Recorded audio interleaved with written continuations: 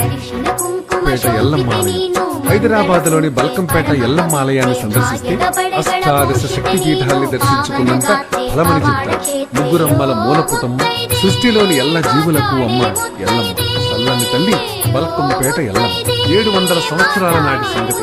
అప్పటికసలు హైదరాబాద్ నగరమే పుట్టలేదని చెప్పాలి. బల్కంపేట అనేది ఓ కుగ్రామం. చుట్టూ పొలాలే. ఓ రైతు తన పొలంలో బావిని తవ్వుతూ ఉండగా బండరాయి అడ్డొచ్చినట్టు అనిపించింది. పరీక్షగా చూస్తే అమ్మవారి ఆకృతి. చేతులెత్తు ముక్కాడా రైతు.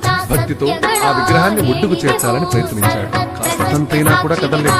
ఊళ్ళోకెళ్లి జనాన్ని తీసుకొచ్చాడు. తలో చెయ్యి వేశారు.